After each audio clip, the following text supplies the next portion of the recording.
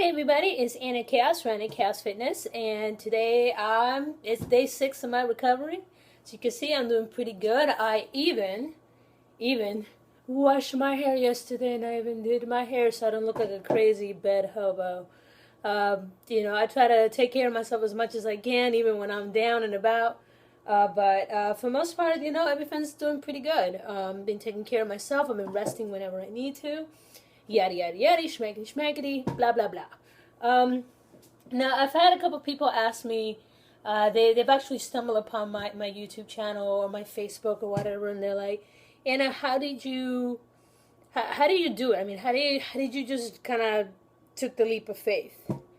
And to be honest, as I was losing the weight originally, when I was losing the weight, I was mainly trying to beat diabetes. My heart was in such a bad shape. This is after my father passed away. I was taking care to both my parents both had dementia at the same time. So you can imagine I had very little time to really take care of myself. I didn't sleep very well. I was stressed.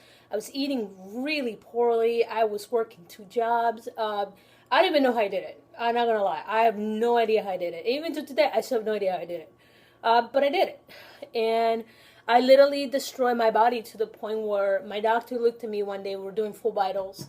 And he went to me, he goes, you are literally, maybe 1 or 2 hamburgers away from having a massive heart attack. And I was like 31 years old. Yeah, that would scare anybody. And it's not like he was BSing me. It was right there in the paperwork. It was in the blood work. My heart was full of plaque. And I was a pre-diabetic. I was literally a couple points away from having to be put into insulin. And I'm like, okay, you win. My dad's gone. He was the worst part. Time for me to get this going. So one of the things that I mainly started with was mainly to just, when you start, especially if you don't come from a family or an environment where people are health fanatics, you go, okay, well, what do I do? Well, I start walking. And that's pretty much how I got started. I pretty much would get up every day, and you can ask my roommate, my former roommate, and I would literally, like a crazy person, get up at 4 a.m. and walk about 1 or 2 miles every morning before work. And then I started, trying to eat a little better. I cut down soda. Soda's the first thing I was cut out. This will be the 3rd time I've lost my weight.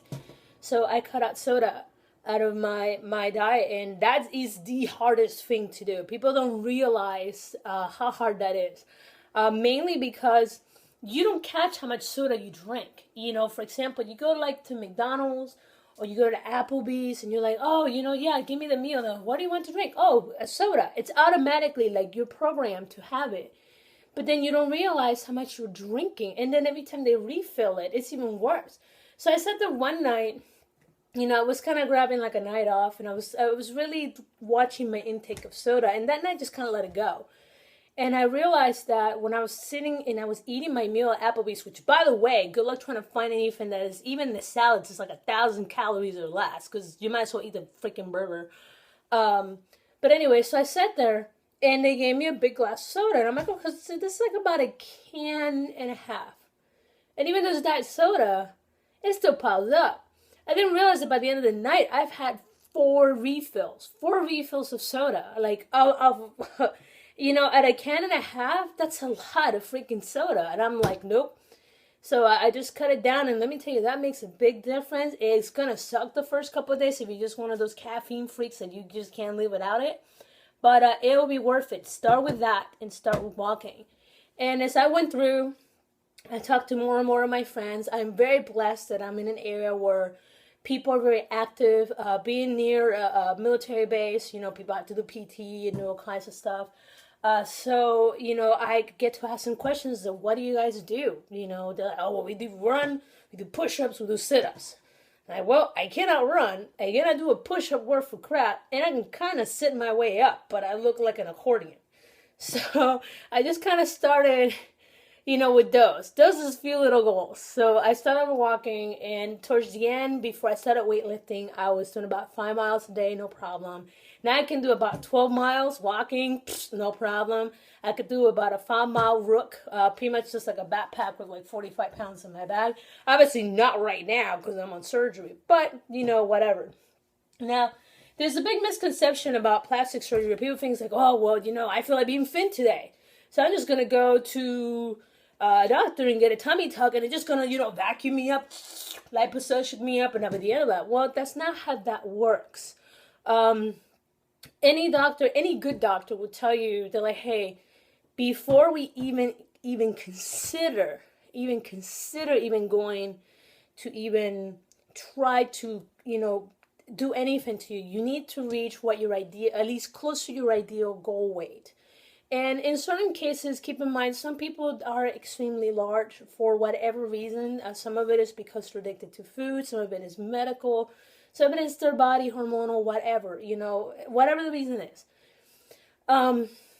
They have to drop a certain amount of weight before they can get a procedure. So some people have to get like lap band on their stomach, or have their stomach stapled or their stomach cut. So that way they can continue and proceed to lose weight before they even consider even having a tummy tuck done. I was very lucky that I'm stubborn, and I'm just like, you know what? I have the discipline to do this. I am going to do this through diet, and I'm going to do this through exercise. I'm being a lazy butt, and I'm going to do it. And that's pretty much what I did. I'm one of those that I don't like going under the knife. I absolutely hate going under the knife. It makes me nervous. Even the day of surgery, I was kind of jittery, and thank God I have great friends that have been supportive, and it's like, Ann, it's going to be okay, it's going to be okay, it's going to be okay. But I'm not going to lie, there was points when they were like drawing on me, they were like doing all the little, football markings, I like to call it, that I just kind of wanted to tear up because I was so scared out of my mind. For the most part, you have to reach close to at least, 10, 15 pounds to your ideal weight is going to be before you can even consider them to do anything to you. For me, when I went in, I looked at my body, at that point I've lost about 100 pounds, and I saw, what were the main things that I could not fix, and it was my breast, and it was my stomach. My arms jiggly, legs jiggly, butt jiggly, nothing squats, running, and a little bit of weights cannot fix. But my stomach and breast, no, there's no, it's not like I can put a weight on it and just, tell my pecs to lift the freaking weight and it's gonna firm that thing up, So I went in with the idea that I will need to have the skin removal around my stomach. I would need my breast lifted and maybe an implant. And that's pretty much, I had an idea, and that's after me researching online, seeing different procedures, seeing how people new techniques, old techniques, results, and all that fun stuff. So I went in with an idea. Once I had that, I'm like, okay, so let me find a doctor in my area. It seems easy enough, but believe it or not, it's a little harder than what you think. Mainly, maybe the town that you're in might have a doctor, but it might not be the best doctor. So you might have to go to a bigger city. I personally feel more comfortable going to a surgeon that might be closer to a hospital. The main reason for that is, God forbid, I'm in the middle of operating on me and I have a cardio arrest, or I don't know, my butt falls off. The hospital's right there. They can fix me up. Not being in the middle of, BFE USA, and it takes like 30 minutes for them to rush me, and then maybe I might not come out of the surgery. So that's stuff that I find important.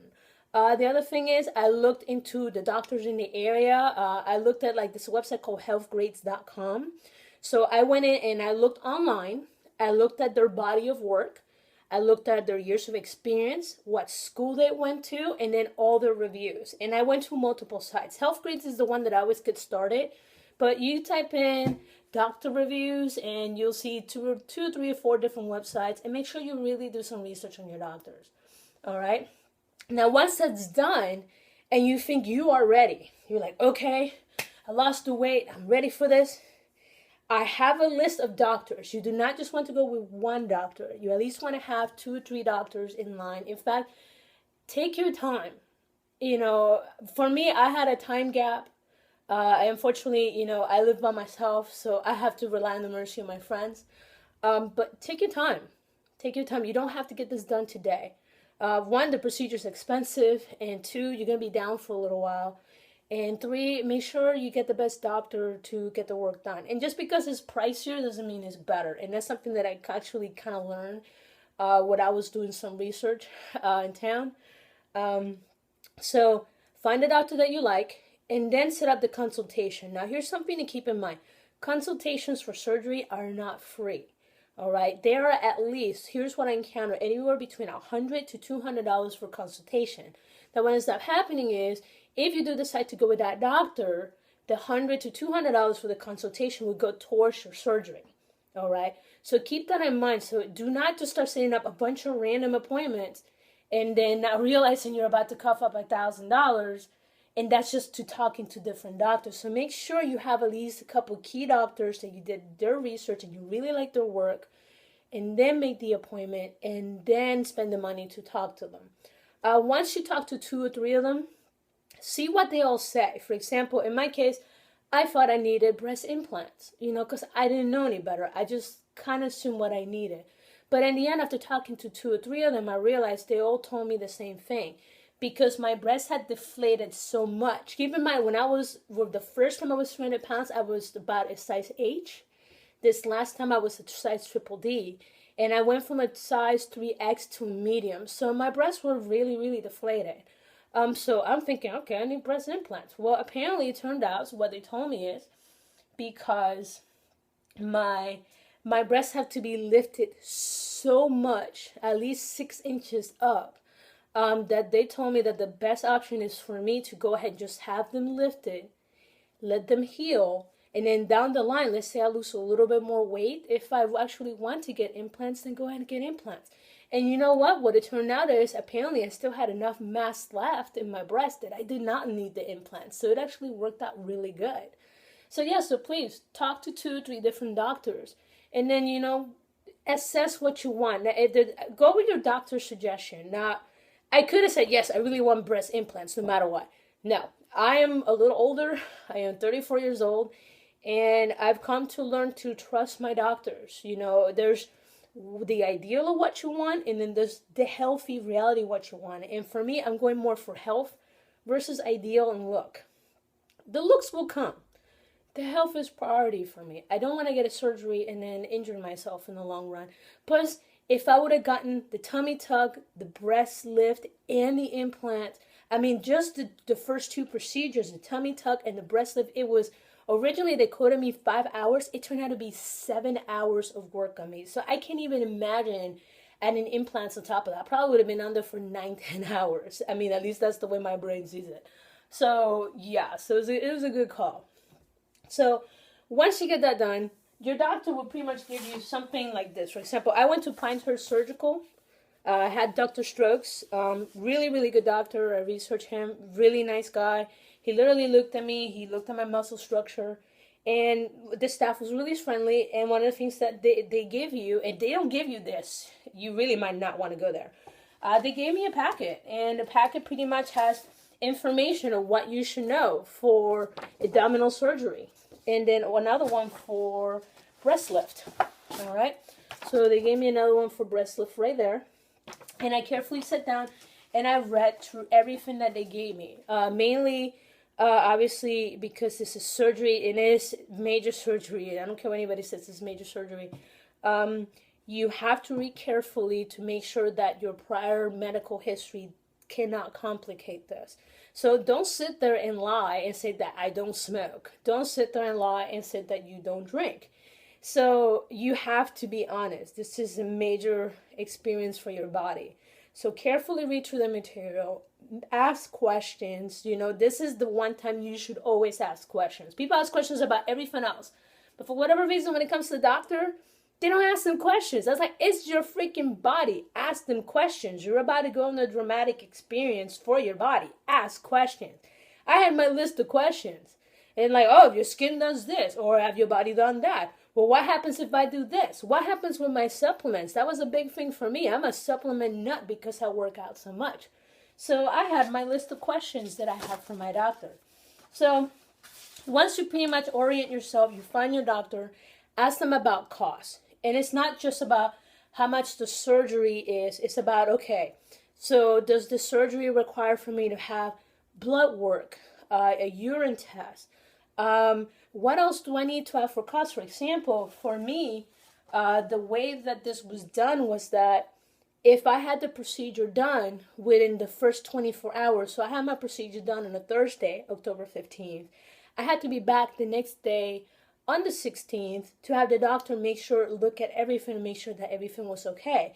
So I also had to pay for a hotel literally 800 meters from the surgical floor. So that way the next day I wouldn't have to drive an hour to surgery and an hour back. So that way they can, check on me. That would have just not made any sense at all.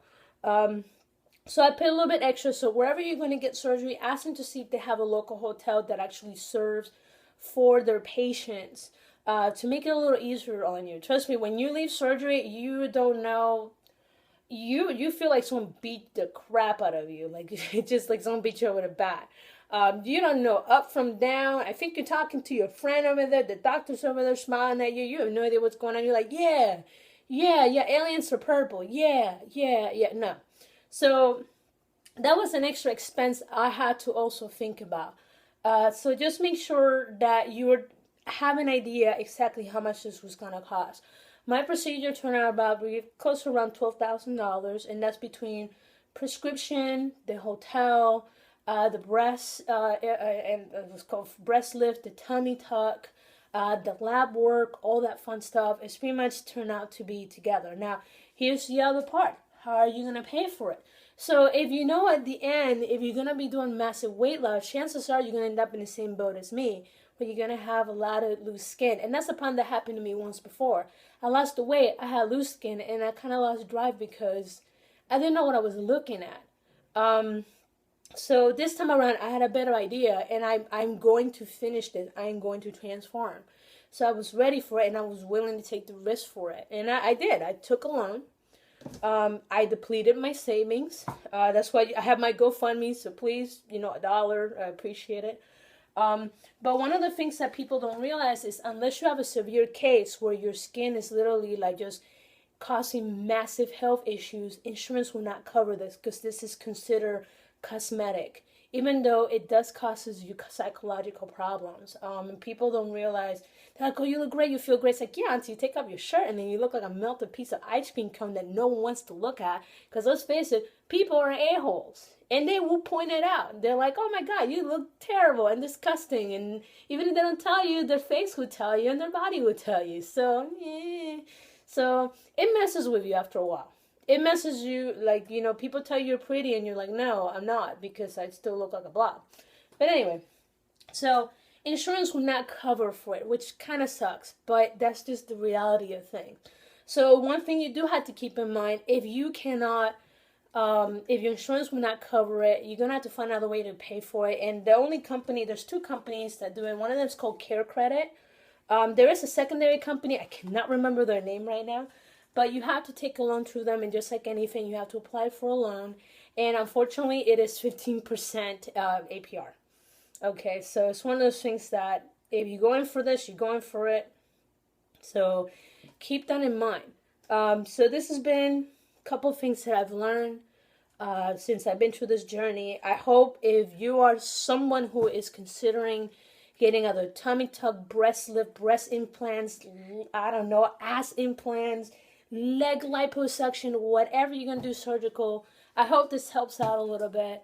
And and I wish you luck. Just, hang in there, plan accordingly. If you have a lot of weight to do, a lot of weight to drop, try to save as much as you can. I had to put in several thousands of dollars of my own money. Literally, I depleted my savings just so I could get this done so I can move on with my life. So, but anyway, so this is part one of this video. I'll be making a second part of what to expect after surgery here shortly. This has been Anna Khayos. Thank you for joining me. You guys rock. And for those of you guys going through this, good luck, stay strong, and I hope to talk to you guys soon. Bye-bye.